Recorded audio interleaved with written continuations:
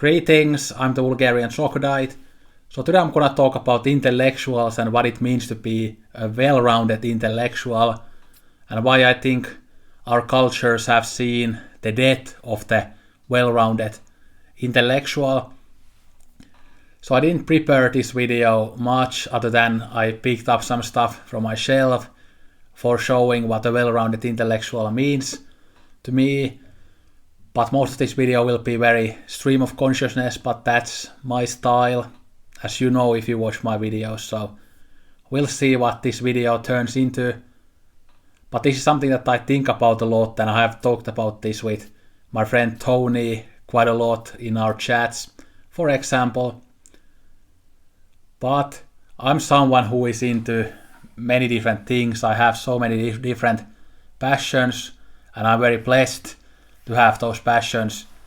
And I'm gonna use my own kind of hobbies as an example of what it means to be a well-rounded intellectual, although I don't mean it in a cocky way, because I think my mind has so many flaws. I think I'm a very flawed person in many ways, and I don't think that I'm very intelligent or anything. But the one thing I've been blessed with is that kind of undying curiosity for many different intellectual endeavors. So that's why I'm gonna use myself as a bit of an example of this, even though again I think I'm not a great intellectual or anything, but I always call myself a wannabe intellectual. But anyway, so I'm very interested in literature, for example, of many different types. So my favorite book of all time is this, Against Nature by Yuri Karl Huysmans, a great book. But then I'm also interested in other types of fiction, like Dostoevsky's Notes from Underground and Homer's Iliad.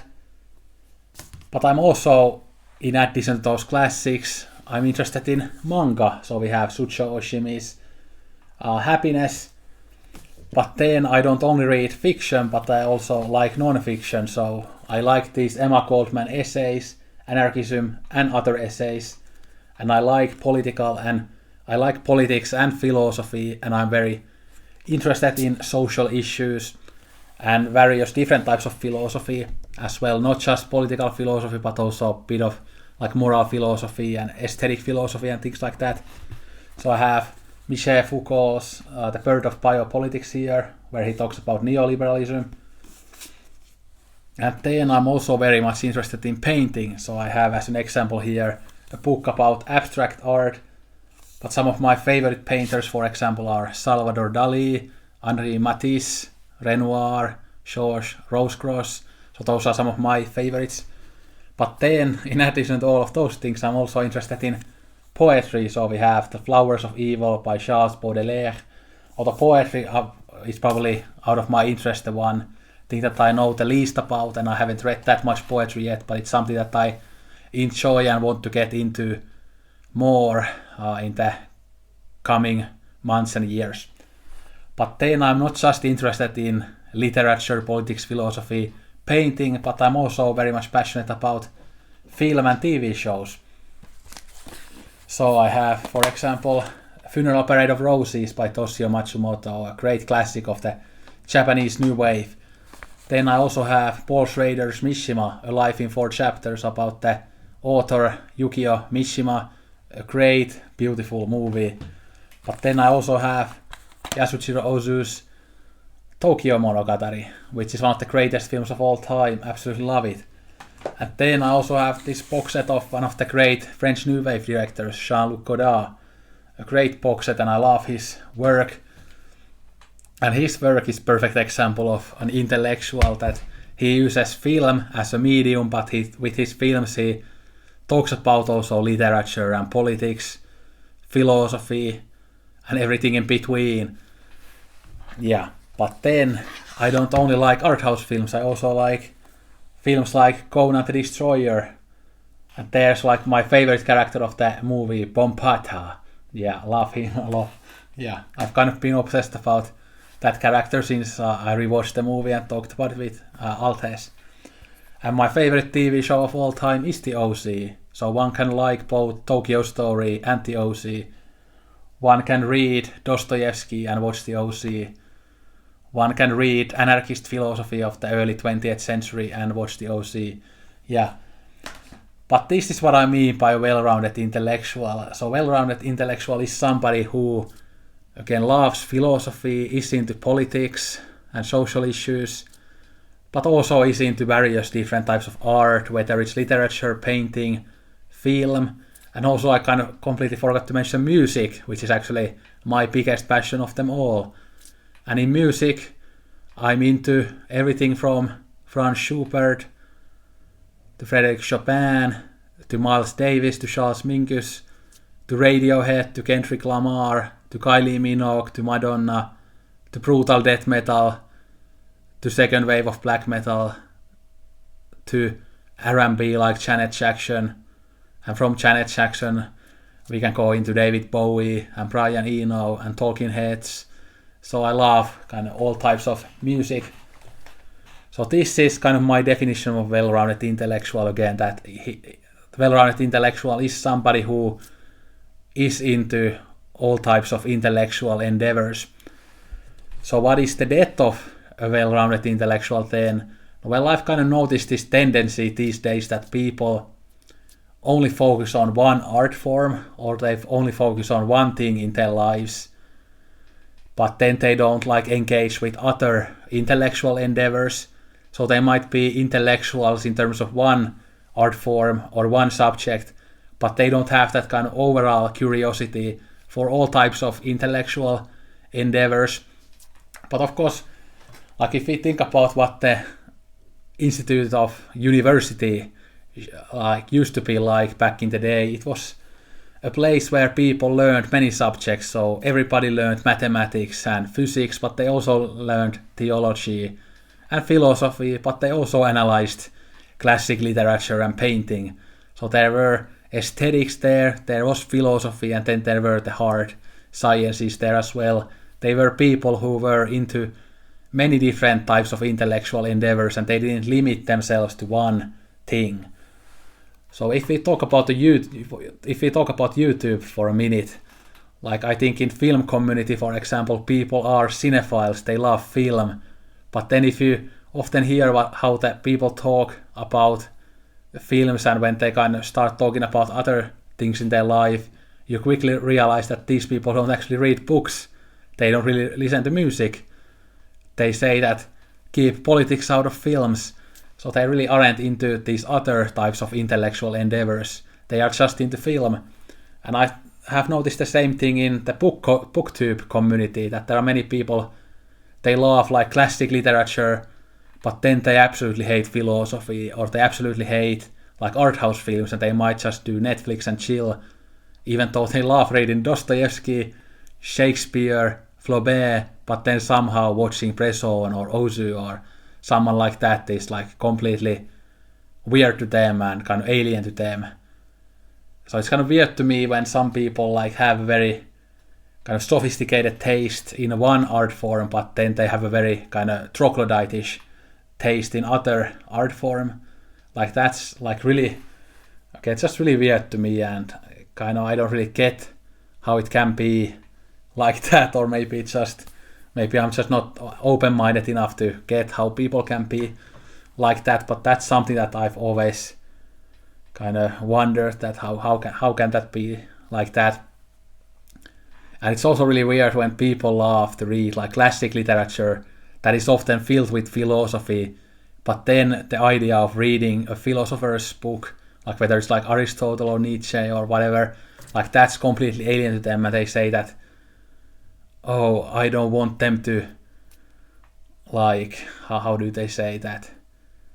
Oh, those philosophers are kind of like narcissists, that they want me to accept their whole belief system, and they kind of hit me in the head with their belief system, and I don't want that because I'm an individual and I have my own philosophy. And they say stuff like that, and I think it's completely ridiculous. If you read a philosopher, I mean, the philosopher doesn't expect you to kind of agree with all of their ideas, but they just want to, like, again, challenge you with their ideas and make you think about the world. through a different lens.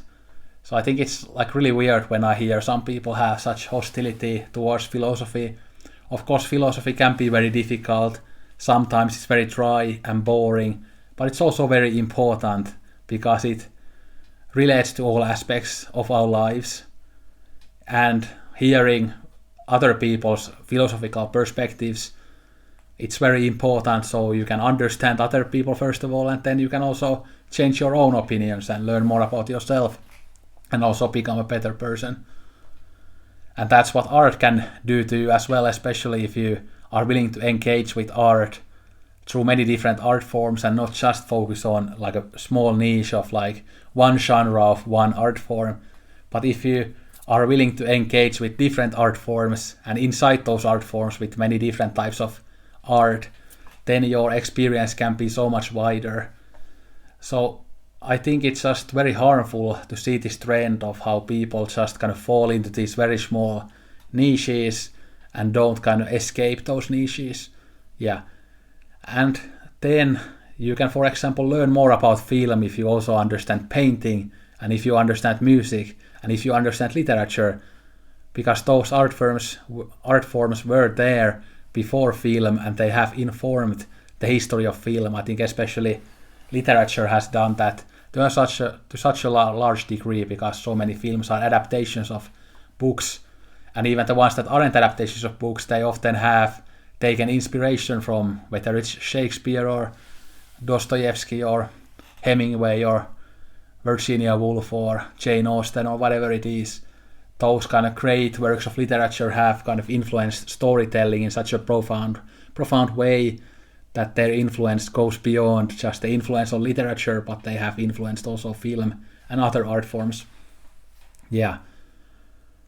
So what can be done to this like issue that most people are into these niches? I don't know if we can really do anything about it. Of course, I try to do a little bit of kind of talking about all of these different art forms on my channel, although again, my reach is very small as I only have 300 plus subscribers, so I cannot really change the world myself, but I think it's important to try to show to people how fulfilling it is to consume art of many kinds, whether it's painting, literature, music, or film, and how much you can learn from that, and how fascinating all types of art are. Yeah. And like I said, again, your experience with one art form can become fuller and more extensive when you also explore other art forms that informed that art form that you were into originally. Yeah. And I also think that, of course, one of the reasons why this phenomena has happened is that the universities have changed a lot in the past decades. That now in the university the only important thing is that you get a qualification for a job so that you can make money. It's not about learning anymore. It's not about becoming a good, well-informed citizen anymore, but it's all about just becoming a good worker so that you can make money for the rich people. Yeah, it's all about that.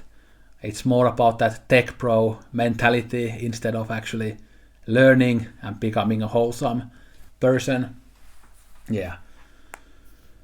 And that to me is very sad, because I think knowledge, learning, and art, aesthetics, philosophy, these things have so much value in themselves, even without like relating them to any kind of job, any type of job or anything like that.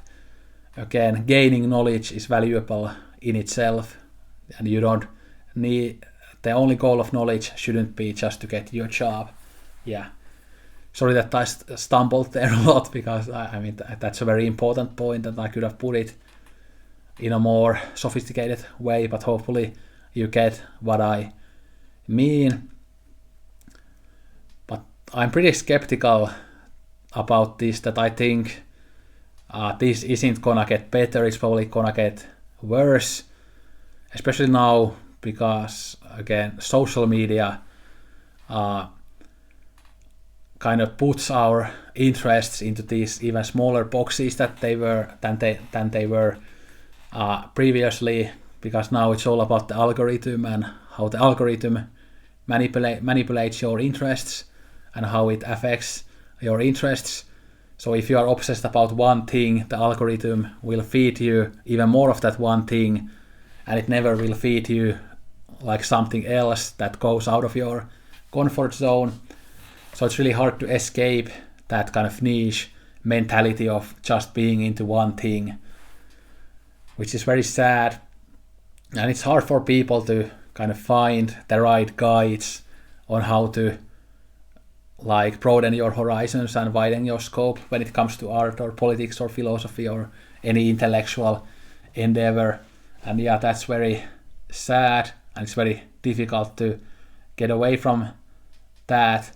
I think these days people just need that kind of undying curiosity to find these things, because if you aren't very curious, you will just kind of stay still and kind of stick to that niche without ever broadening your horizons, or whether or not ever getting away from that niche. Yeah. So I think we are kind of doomed as a species because of that, because we have this huge rise of anti-intellectualism, and these days it's hard to find people who are even intellectuals in one field, but it's even harder to find these well-rounded intellectuals who have very kind of profound curiosity for many things. And of course there is one downside to being well-rounded intellectual as well, and that is the fact that it's hard to find time for all of these art forms. So if you want to be the jack of all trades, it will take so much time, and it will be easier to just focus on one art form, or to have maybe like a primary art form that you focus on, because it's easier to dedicate time to one thing. And then when you are a well-rounded intellectual, you can realize how little you know about these things, and you constantly realize that there is this huge ocean of more art and more philosophy to consume. But then you just figure out that, oh, I'm into so many different things that, yeah, I don't have the time for all of it. Although it's also very fulfilling in the way that you will never get bored when you have so many interests. Yeah.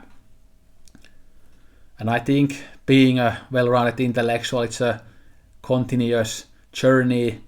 You always learn more, and that's what's fun about it. And your tastes keep developing, and sometimes you focus more on one art form, and then you focus more on another art form. Like it is like that for me, that sometimes I'm in a huge music mood, and I might kind of ignore the others. Then I might fall into a film mood, and then I might fall into a reading mood, etc., etc., etc. Yeah. But I really wished that the age of well-rounded intellectuals would maybe someday come back, but I don't think it will. I think all types of intellectual endeavors will become even more niche, and then there will be just kind of very small group of us who are into these types of things. And again, I want to reiterate that I don't think I'm a great intellectual, even though this video might sound a bit cocky, but I don't mean it in that way. I just think that life is more fulfilling when you have curiosity for these intellectual endeavors, and I have undying curiosity, even though my thinking is very limited. Like, I'm not a very good reader, for example. I could really, and I should definitely develop my reading skills more, and hopefully they can get better throughout time. And I wish that I had better analytical skills when it comes to whether it's politics, philosophy, or art. But at least I'm curious, and I'm happy about that, and I wish other people were curious too. Yeah. But anyway, I think that's it for this video. Sorry about all the stuttering and all the incoherence. I wish that I could articulate these things better, but hopefully you got some food for thought from this video. Yeah, and let me know your thoughts, whether you think you are a well-rounded intellectual or whether you are more into just one thing and you focus on one thing. Yeah, I've just noticed on YouTube that most people seem to only be into one thing. So most people are just cinephiles, then they don't read books. Then there are the music nerds who might not be into art house cinema, etc, etc, etc. But I'm someone who is kind of into all types of art and many types of philosophy, and I'm also very interested in politics and psychology and things like that as well. But anyway, thanks for watching, let me know your thoughts. Don't drink Coke at all, sayonara and arigato gozaimashita.